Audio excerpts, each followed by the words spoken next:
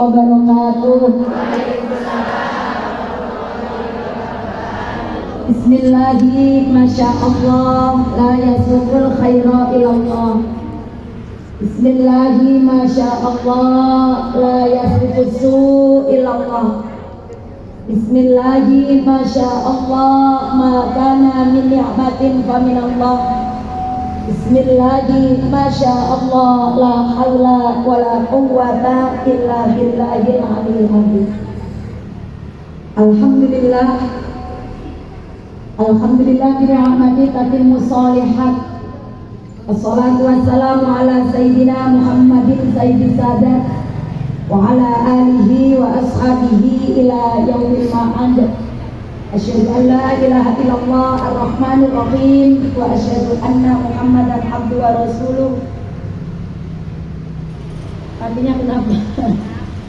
Allahumma sholli wa sallim ala sayyidina Muhammad wa ala alihi wa sahbihi ajmain, amma ba'du. Pertama-tama yang sama-sama kita hormati orang tua kita, guru kita bersama, Al-Mukarram Abuya Kiai Haji Junaid beserta istri tercinta dan keluarga besar beliau. Semoga beliau Junaidi senantiasa diberikan oleh Allah kesehatan. Amin ya rabbal alamin. Sama-sama kita hormati Rois Syuriah, pimpinan ranting Nahdlatul Ulama Kelurahan Pasir Putih, Al-Mukarram Bapak Ustadz Ahmad Muradi, dan juga Ketua Tanfidiyah pimpinan ranting Nahdlatul Ulama Kelurahan Sawangan Al-Mukarram Bapak Ustadz Najibur Rahman, juga yang sama-sama kita hormati, yang selalu dicintai seluruh masyarakat Kelurahan Pasir Putih, Bapak Lurah kita tercinta semuanya, cinta sama lurahnya, sama Bu Lurah, Pak Lurah, Bu Lurah ya, Pak Lurah kita semua, Al-Mukarram Bapak Umar serta Ibu Lurah, Al-Mukarramah Ibu Sukmayanti. Cintanya ke Pak Lurah apa Bu Lurah, Bu?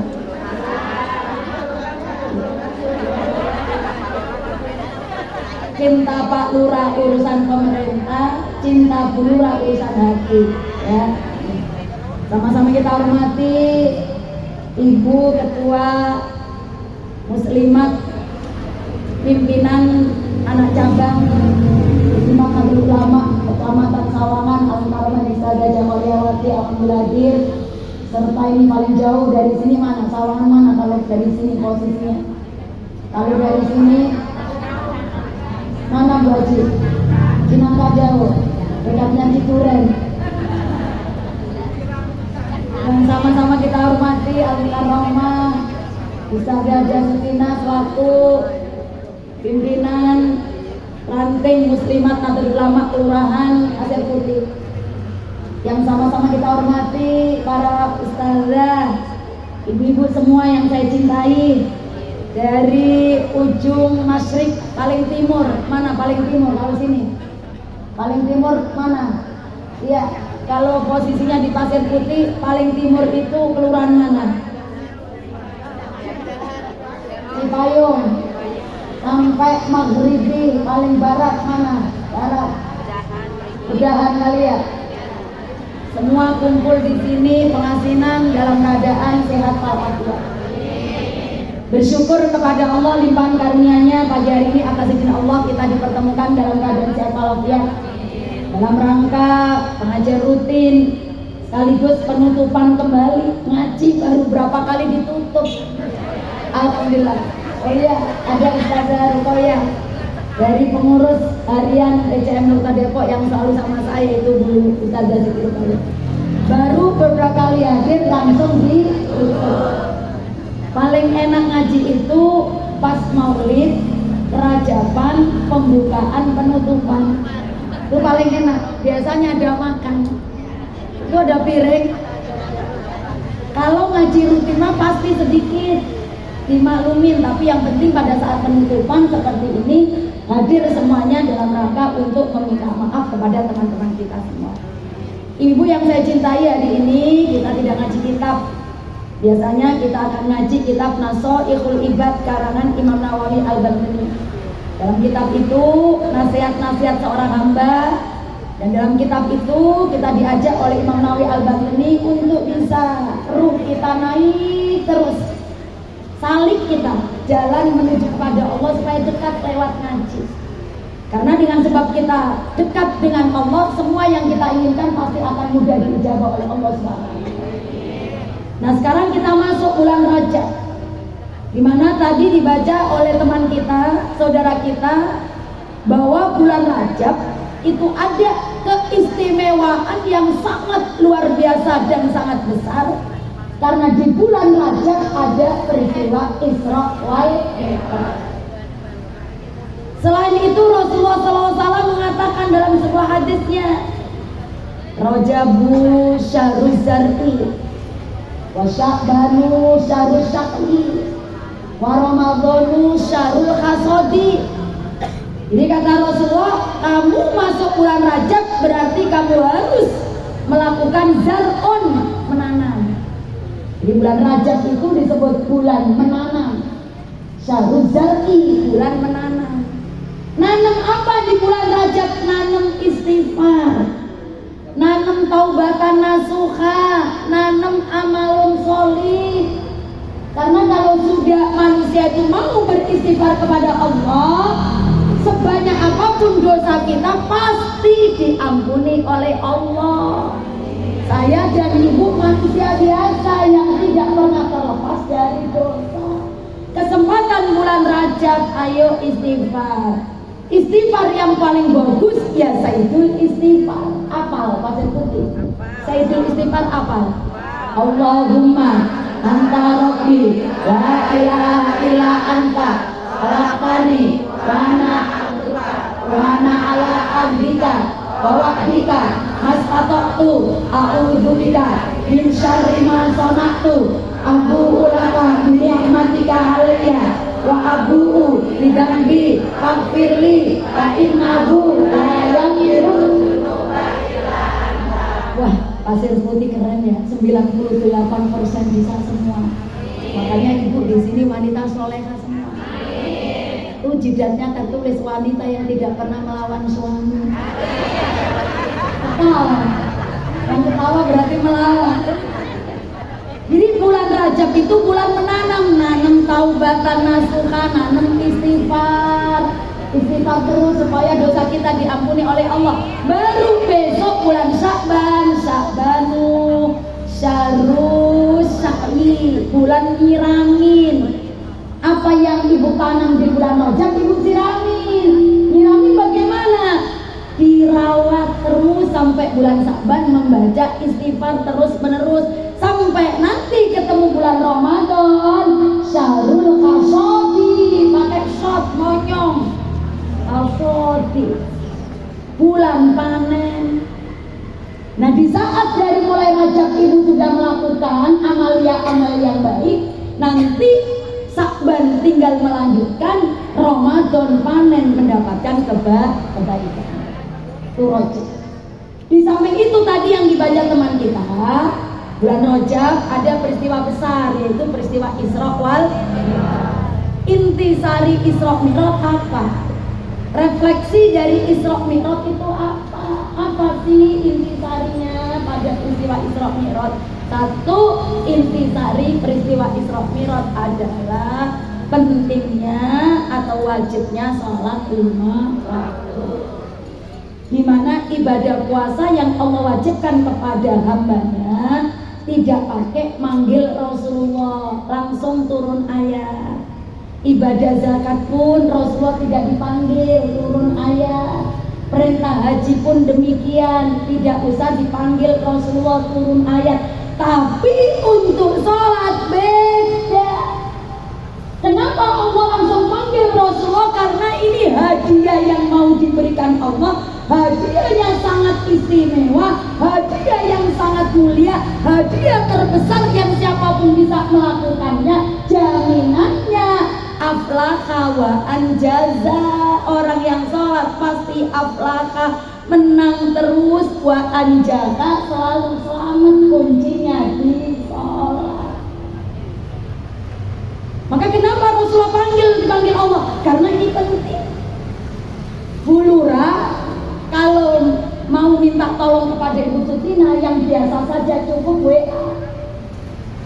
Bu Sutina tolong, Bu Sutina tolong. Tapi suatu ketika Bu Sutina dipanggil Bu Lurah, Bu Sutina maaf, datang kemari bisa nggak? Kata Bu Sutina, WA aja Bu Lurah. Kagak, ini penting banget tuh. Ini karena sholat itu penting banget. Maka Rasulullah dipanggil langsung. Maka di dalam sholat itulah Bu ada dialog. Dialog seorang hamba dengan Allah, dialognya manusia dengan Sang Pencipta, ya di sholat. Makanya ketika kita sholatnya betul, semua apa yang kita hajatkan itu terkabulkan dengan cepat. Jadi sholat itu ngobrol dengan Allah. Makanya nggak boleh sembarangan, nggak boleh main-main. Bahkan aturannya kalau kita sholat nih, malamnya tidur pakai daster, bangun tengah malam tahajud, nyambung subuh, jangan sholatnya pakai daster yang ibu pakai, tidur. Ganti, beli daster 5, tulisin subuh, zuhur. Memuliakan Allah. Ini mah daster buat tidur, kena ngilernya ngecas di sama dasternya. Malam tengah malam bangun dipakai sholat, kata Allah. Padahal yang kamu yang ngasih apapun aku, kamu kenapa tidak muliakan aku? Bahwa sholat itu dialog antara hamba dengan Allah, dialog ngobrol. Di mana ngobrolnya? Di dalam sholat, di bacaan Fatihah. Makanya kenapa kita pada saat membaca Fatihah itu harus tartil. Apa tartil? Pelan-pelan, kemudian karoat hurufnya betul, dan ada jeda antara ayat yang satu terhadap ayat berikutnya. Ada jeda. Kenapa harus ada jeda dan tartil? Karena Allah langsung menjawab Fatihah kita semua ketika kita sholat. Dalam hadis qudsi, qala Allah Ta'ala, Allah berfirman, qasamtu as-salata baini wa baina abdi nisfaini.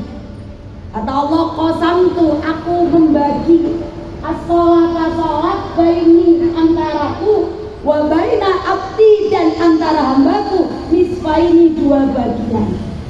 Wa idza qala, maka apabila hambaku mengucapkan alhamdulillahi rabbil alamin, artinya segala puji bagi Allah Rabb sekalian alam. Allahu, Allah langsung jawab.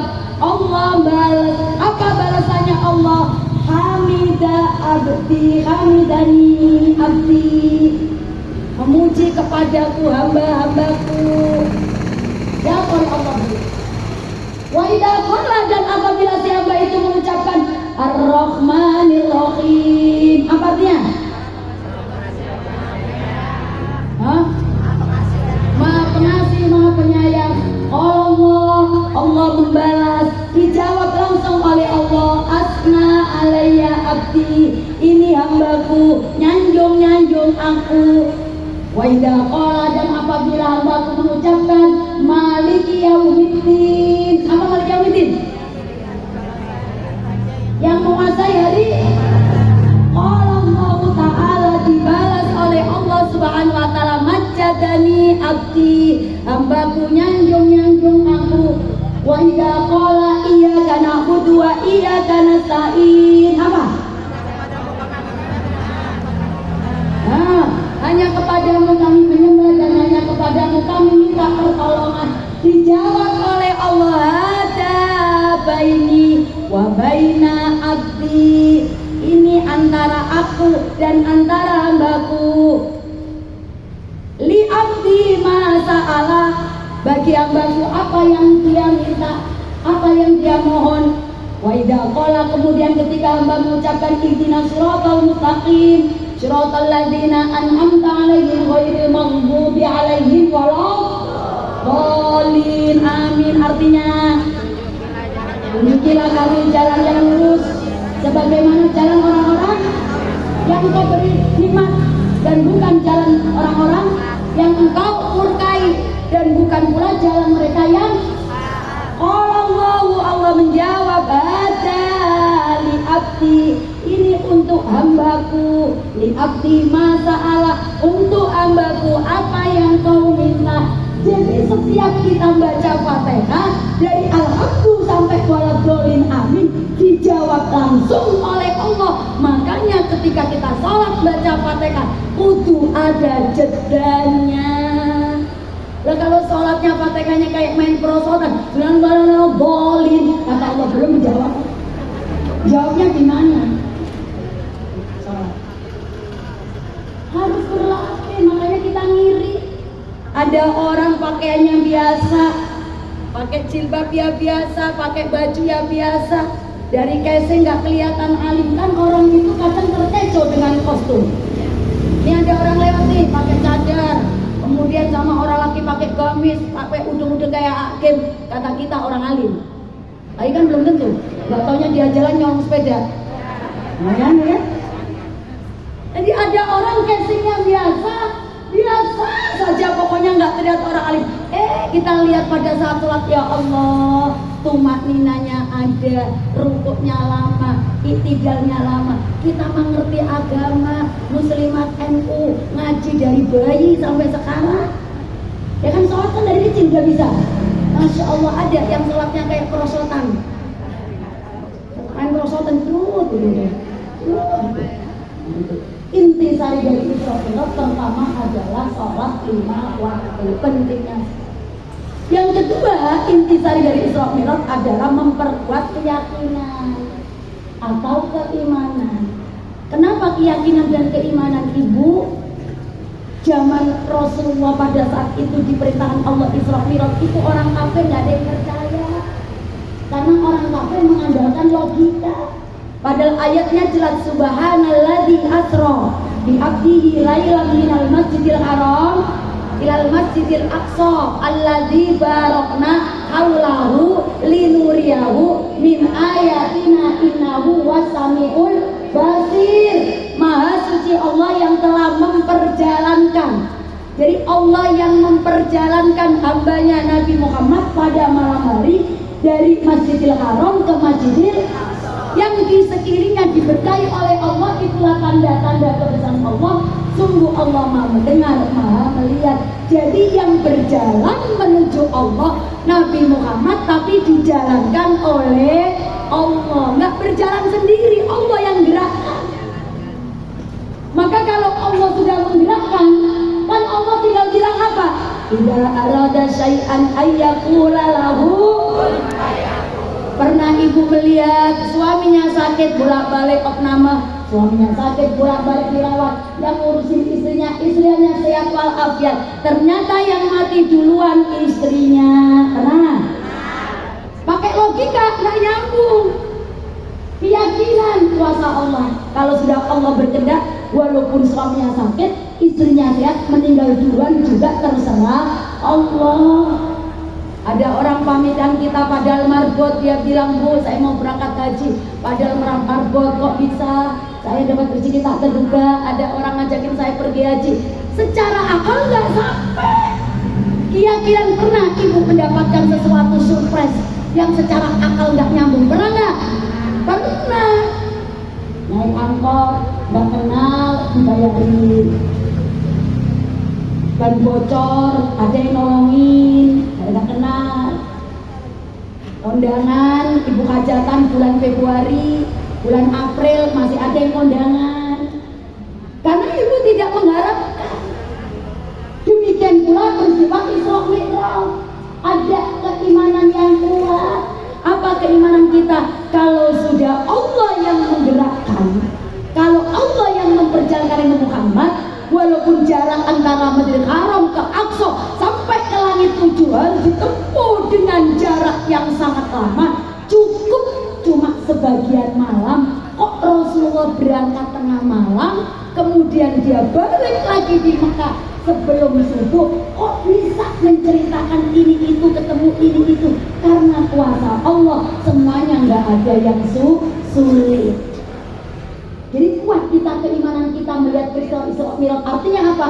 Kalau sudah Allah berkehendak, semuanya nggak akan bisa dilalui, nggak akan bisa dilampaui, karena Allah sudah berkehendak. Jadi Nabi Muhammad Isra jasadnya dapat perintah dari Allah, yaitu sholat. Nah, sama kayak gini Bu, keyakinan. Makanya pada saat itu kan orang kafir Quraisy mengatakan Nabi Muhammad kayak orang gila. Muhammad, lo gila aja cerita kayak gitu, siapa yang mau mendengar ceritanya? Kamu cerita nggak masuk akal Muhammad, kata orang kafir. Kamu katanya semalam dijemput Jibril, dibelah dadanya malaikat Jibril. Terus katanya kamu dari Mekah ini diajak Jibril ke Aqsa. Dari Aqsa diajak tuh ke langit pertama, kedua, sampai ketujuh, ke Arab. Balik lagi sebelum subuh, nggak masuk akal Muhammad. Coba sekarang angkat kakimu yang satu Muhammad, kata orang kafir. Diangkat oleh Muhammad. Kemudian kata orang kafir, coba angkat lagi yang satu Muhammad, kata Nabi Muhammad, ya jatuh saya kalau ngangkat dua-duanya. Gimana kamu bisa cerita, kamu bisa kemana-mana, ngangkat dua aja jatuh? Itu orang kalau mengenal logika. Dan dengan sebab ini kita andalkan keyakinan. Contohnya begini, Ibu Ustazah Jasutina mau umroh, dia mau berangkat hari Senin besok. Kemudian didatengin oleh Bunyai Intan. Kata Bunyai Intan gini, Zutina lo mau umroh, nih bawa nih rambutan setamplek, pasti nanti di Mekah banyak yang doyan, sono nggak ada. Ya dia sini, rambutannya dimasukin koper oleh Ibu Ustazah Zutina. Ternyata di rambutan itu ada beberapa ekor semut yang Ibu Zutina nggak tahu, masuklah ke dalam koper. Sampai di Mekah 9 jam, dari mulai Bandara Suta sampai Mekah itu 9 jam. Sampai di Mekah di kamar hotel, Ustazah Zutina buka kopernya, mau ngambil rambutannya. Pas rambutan mau dimakan, semutnya jalan di lantai kamar hotel Mekah. Pas semut itu jalan, ketemu semut Mekah. Semut Mekah panjang-panjang, gede-gede. Kata semut Mekah gini, ini semut dari mana, imut-imut banget kan? Akhirnya kenalan tuh semut Mekah nanya, min aina antum, kamu semua dari mana kok imut-imut? Kata semut yang kecil tadi bilang, gua dari Pasir Putih. Kata semut Arab, Pasir Putih itu mana? Sana, Sawangan. Belum tahu mana Indonesia. Oh, Indonesia. Berapa tahun kamu jalan dari Pasir Putih kemari? Kata semut. Si semut Pasir Putih bilang, cuma 9 jam. Oh, kalau nggak mungkin, bohong banget sih kamu. Masa kamu jalan cuma 9 jam, mau jalannya kayak gitu ngerebet. Biasanya kami 2 tahun, 3 tahun, kok bisa 9 jam.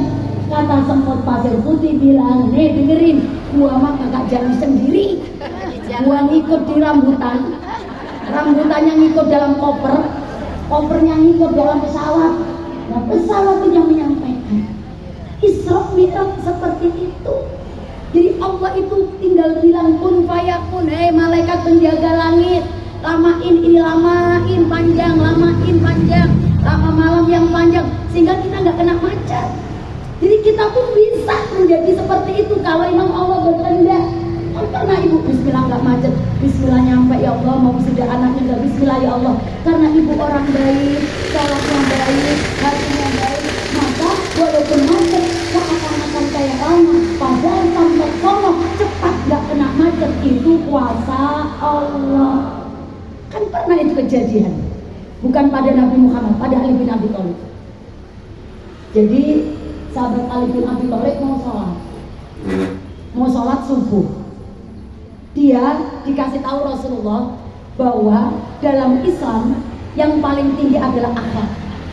Orang kalau akhlaknya baik pasti akan naik derajat. Ali ngikutin apa kata Rasulullah.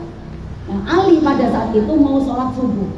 Ali sudah agak kesiangan, maka kepingin cepat-cepat supaya sholat subuhnya bisa jamaah dengan Rasulullah. Ternyata ketika Ali keluar dari rumahnya, Pas depan jalanan, di depannya pisan ada kakek-kakek yang jalannya pelan-pelan bawa tongkat.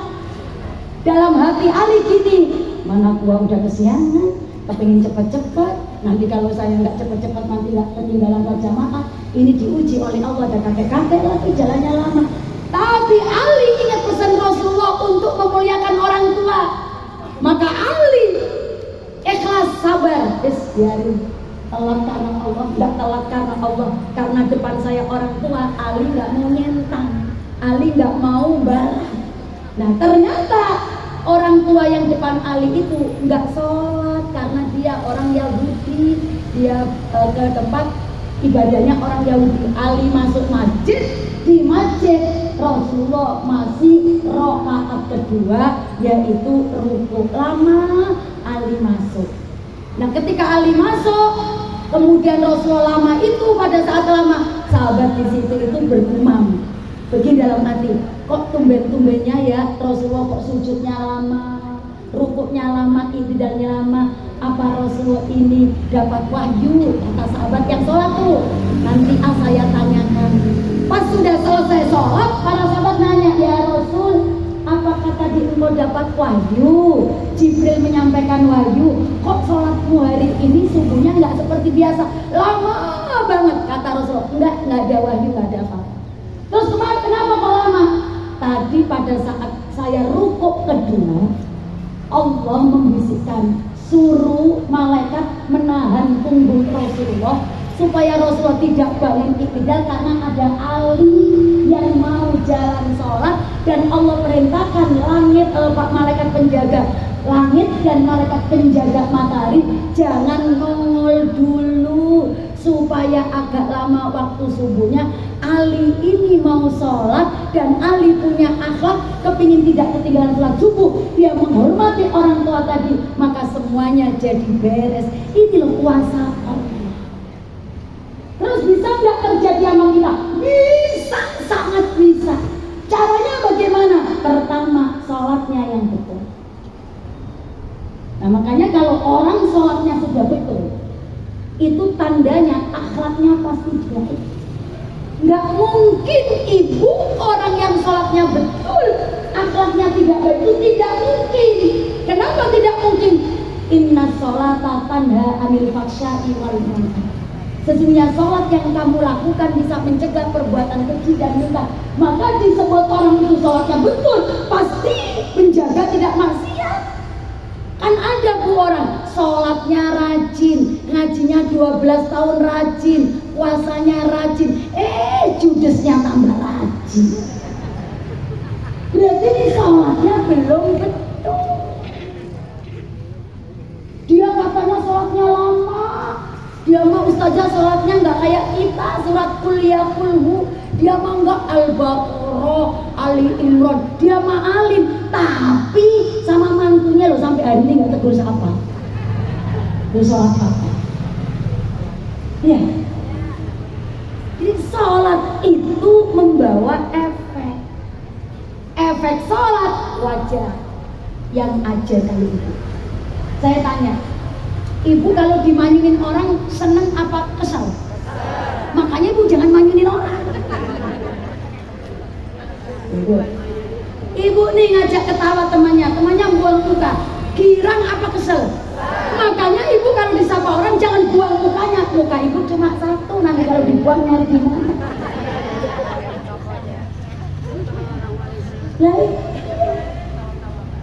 Jadi ketika kita sholatnya betul, itu muncul akhlak-akhlak yang baik. Makanya kan kata Imam Junaid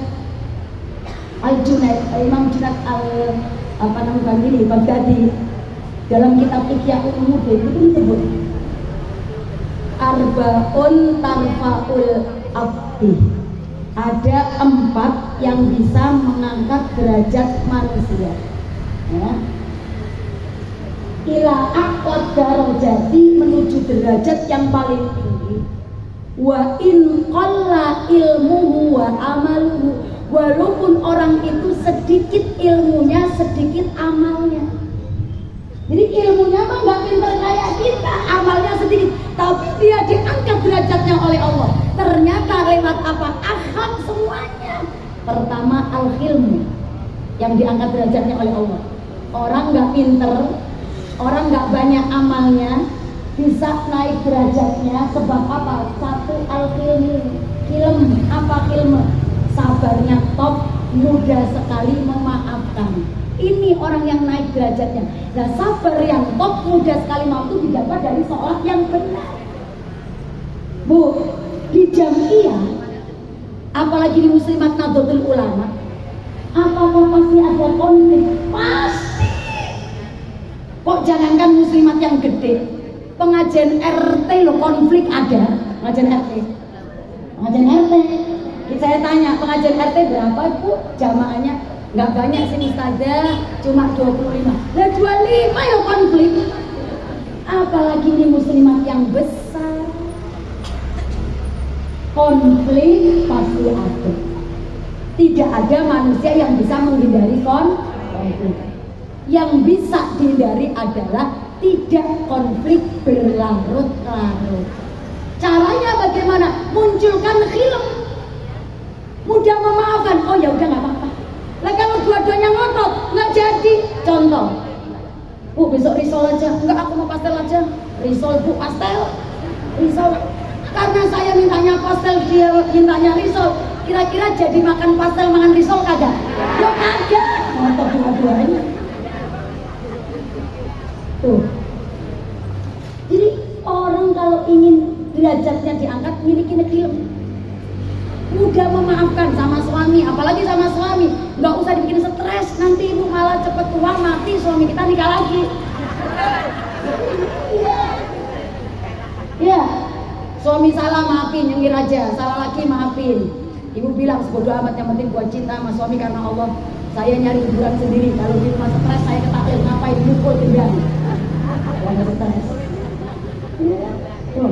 Hilm.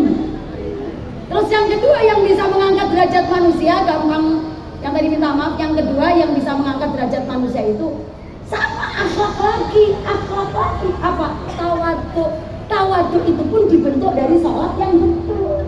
Orang kalau sholatnya betul Bu, dikasih Allah nurul hikmah, cahaya hikmah, sehingga orang itu nggak akan sombong, nggak akan belagu. Kita semua nih dari bahan yang sama, saya dan ibu dari bahan yang sama, lengket-lengket menjijikkan, bau apek, jangan ya sama kan? Ada yang dari inten, ada yang manusia terbuat dari intan, ada mak? Semuanya sama, makanya karena bahan dasarnya sama, lo jangan sombong ya, kata Allah. Semua itu titipan. Kasih cantik jangan gagu, kasih pinter jangan sombong, kasih kaya jangan mentang-mentang. Pokoknya kita itu sama manusia itu biasa saja. Gak usah cerita-cerita habis bayarin tanah, kagak usah. Ngaji-ngaji aja. Gak usah cerita nih gilang saya beli di Eropa, kagak usah. Tawadhu. Apa tawadhu? Merendahkan diri bahwa saya dan kamu itu sebenarnya sama. Makanya orang kalau tawadhu semuanya dirangkul. Jamaahnya yang miskin ya dikasih senyum, jamaahnya yang kaya juga dikasih senyum, jamaahnya yang nggak punya ya dirangkul, jamaahnya yang miskin ya dirangkul. Itu tawadhu, hasilnya dari sholat. Kan ada orang jamaahnya yang kaya-kaya doang disamperin, sini bu, sini bu, sini. Yang miskin mah pura-pura butuh ini. Ada orang seperti itu. Gimana? Awas ya kalau misalnya, kalau Bu Lurah orang baik saya kenal. Makanya kan Bu Lurah itu udah jangan dilaksanakan biar seumur hidup jadi lurah. Tawadhu. Yang ketiga, akhlak lagi. Apa yang bisa menaikkan derajat kita setinggi-tingginya walaupun amal kita sedikit, ilmu kita sedikit? As-sakho. Apa sakho? Gak tegahan, dermawan. Orang dermawan itu juga hasil sholat yang benar, muncul dermawan karena lewat sholat yang benar dia dikasih oleh Allah nur hikmahnya tertancap dalam hati sehingga dia nggak sayangan. Nabung 10 bulan dapat 10 juta, anaknya mewek, cicilan motor 3 bulan belum dibayar 10 juta, ibu kasih apa kagak? Iya, itu namanya dermawan kan. Pulang ngaji dapat arisan Pulang ngaji ini dapat arisan yang terakhir yang ke 10 bulan, ibu yang terakhir tuh dapat 10 juta atau dapat 1 juta. Arisannya kalau 1 juta 10 bulan berapa? 100. Sampai rumah girang ibu dapat arisan 1 juta. Baru ngitung 1, 2, 3, 4. Baru ngitung sampai 8, anaknya nangis lagi, kontrakan belum dibayar. 2 bulan 1 juta. Minta sama ibu uang arisan kira-kira dibagi nggak? Itu namanya bu dermawan. Ada keliling kardus, baru keliling kardus ibu langsung serek buka dompet. Itu namanya dermawan. Ada orang bawa proposal langsung tanggepin. Ada acara apa? Enggak masalah besar kecilnya, tapi yang dinilai gercepnya ibu ketika ada orang ngajakin berbuat baik. Kok gercep, itu namanya sakho. Nah orang yang kayak ini kekayaannya, kesehatannya bukan makin berkurang tapi semakin ditambah oleh Allah. Kok bisa? Karena setiap pagi orang sakho, orang pelit didoain 2 orang malaikat. Bu, berpagi-pagi malaikat turun dari langit ke dunia. Ngapain tuh malaikat? Malaikat yang pertama berdoa begini, Allahumma a'ti munfiqan khalafan. Ya Allah, beri ganti sama ibu muslimat ini yang mau infak dan gantinya lebih banyak. Didoain malaikat begitu. Malaikat yang satu doain, Allahumma a'ti munfiqan khalafan. Ya Allah, beri bangkrut, beri dia kekurangan bagi orang yang nggak mau sedekah. Makanya sakho disenengin Allah, disenengin malaikat, disenengin manusia, dekat dengan surga. Mana orangnya yang sakho? Dia orangnya. Sebab apa bisa sakho? Sebab sholatnya betul. Kalau ada orang ngaku sholatnya sudah betul, kok pelit? Ibu bilang sholatmu belum betul. Karena sholat betul itu tidak pelit. Jangankan orang lain, ibu akan dibenci anak kalau pelit. Benci. Anaknya setiap habis sholat doanya begini, ya Allah cepet mati apa sama gua ya Allah. Ya pelit banget mana. Indomie diumpetin, duit diumpetin. Anaknya minta, katanya kagak punya duit. Akhirnya maknya pamitan mau ngaji, katanya yang lama, mak ngajinya yang lama. Dia mau geradak lemarinya, mau ngambil hikmahnya. Yang terakhir, yang keempat yang bisa mengangkat derajat manusia yaitu husnul khuluq, akhlak wajib. Maka husnul khuluq hasinun, alif lam kha lam qaf, husnul khuluq akhlak baik. Nah, sifat-sifat 4 tadi yang bisa mengangkat derajat manusia atau itu didapat dari sholat yang betul. Maka kepada ibu-ibu di bulan Rajab ini, ayo kita sama-sama mulai dandanin sholat kita. Nanti duhur, qobliyah, duhur, ba'diyah, sholat sunat apa saja. Ingat, Allah jawab ini. Allah jawab ini. Sehingga kita nanti tampil. Bismillahirrahmanirrahim. Alhamdulillahirabbil alamin. Ingat jawaban Allah, dia memujiku, dia menyanjungku, dia memuliakanku. Ini ayat antara aku dan kamu, apa yang kamu minta. Berkata Allah, ini ayat adalah untukmu. Ketika kita baca ihdinas siratal mustaqim sampai terakhir, Allah tutup masalah. Apa yang kamu minta? Apa yang kamu minta? Sehingga orang sholat itu misalnya nggak sempat doa karena urusan keluarga, urusan apapun, Allah sudah cover semuanya yang ibu minta, Allah kasih. Kenapa? Ya sholat ibu betul. Dan efeknya kita akan disenengin Allah, disenengin malaikat, disenengin manusia. Dan ibu seperti ini semua mempunyai akhlak yang baik. Ya bu, jadi untuk pada ibu tetap bermuslimat. Hari ini penutupan, insya Allah ketemu saya lagi nanti habis bulan Ramadan. Bulan Syawal kita ngaji lagi. Semoga semua dalam keadaan sehat walafiat. Tetap di barisan Nahdlatul Ulama. Kenapa kita harus di Muslimat NU? Satu, Muslimat NU diciptakan atau dilahirkan dari ulama-ulama yang alim.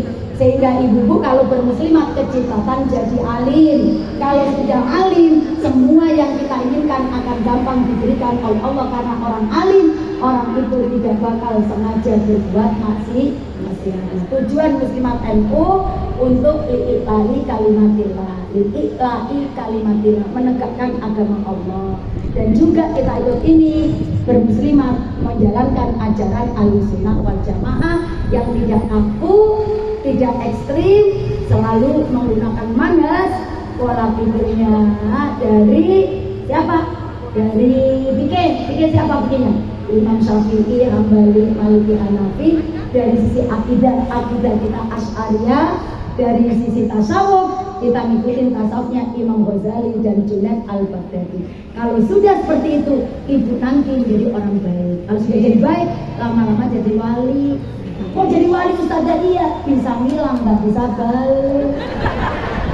Ya, baca Fatihah untuk yang sakit tadi yang mendadak pulang, yaitu Ibu Haji Suwani yang tadi sakit, Bu. Sakit kan nggak diundang kan? Ada yang mau meriang dikasih tahu Allah, kamu jam segini meriang, ada? Nggak ada, mati pun begitu, nggak tahu. Kita doakan yang tadi sakit, semoga diangkat penyakitnya oleh Allah. Al-Fatihah. Alhamdulillahirrahmanirrahim. Bismillahirrahmanirrahim. Alhamdulillahirabbil alamin. Arrahmanirrahim. Maliki yaumiddin. Iyyaka na'budu wa iyyaka nasta'in. Ihdinas siratal mustaqim. Shiratal ladzina an'amta 'alaihim ghairil maghdubi 'alaihim waladdallin. Terima kasih semuanya. Saya mohon izin, mohon pamit tanpa mengurangi hormat kami, mas saya pada ibu semua. Saya tidak bisa salam satu persatu, tapi hati saya minta maaf, dan saya yakin ibu memaafkan, dan ibu semua sudah saya maafkan karena saya ada urusan langsung ke Jakarta. Terima kasih semuanya. Semoga ibu pulang dari sini rezekinya ditambah oleh Allah. Assalamualaikum warahmatullahi wabarakatuh.